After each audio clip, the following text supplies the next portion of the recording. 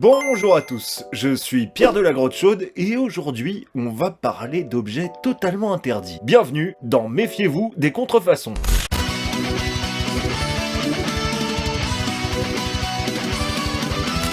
Pikachu et Mario, deux icônes du jeu vidéo dont la popularité ne cesse de grandir depuis plusieurs décennies. Et si je vous disais qu'ils avaient fusionné tel Goku et Vegeta dans Dragon Ball Z pour donner naissance à un hybride totalement difforme? Je vous présente ma nouvelle acquisition, Mario Pikachu. Mais avant d'aller plus loin, un peu de contexte. Il y a quelques jours, j'ai passé un week-end à Rome.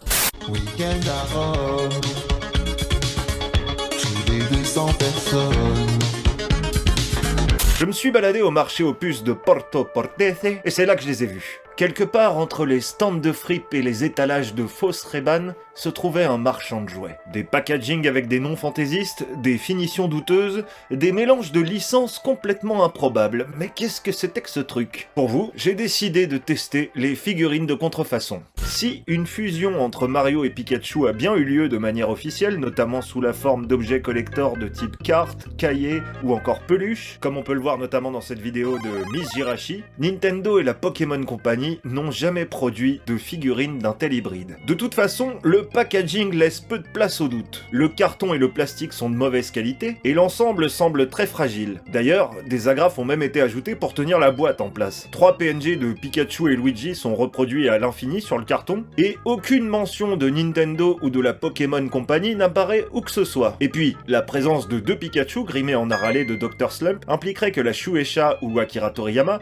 soient mêlés à cet étrange crossover. Et ça paraît franchement peu probable. Mais je vous propose qu'on déballe tout ça et qu'on étudie un petit peu la qualité de ces figurines.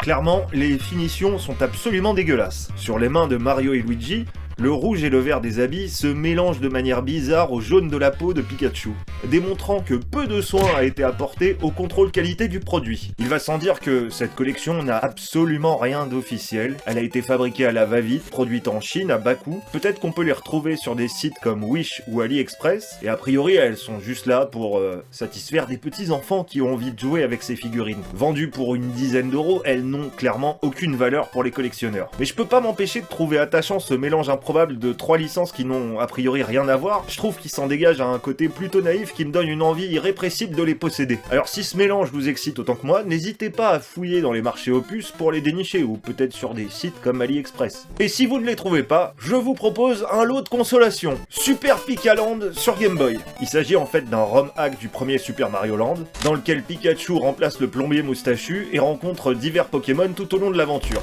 On peut télécharger la ROM de Super Pikaland assez facilement sur le net, et on peut également retrouver le jeu sur des cartouches pirates de type 99 Games in One. La piraterie n'est jamais finie, mon rêve. Voilà, c'est tout pour moi, j'espère que vous avez apprécié cette petite vidéo unboxing. On se dit à très bientôt pour de nouvelles découvertes, et d'ici là, n'oubliez pas, méfiez-vous des contrefaçons.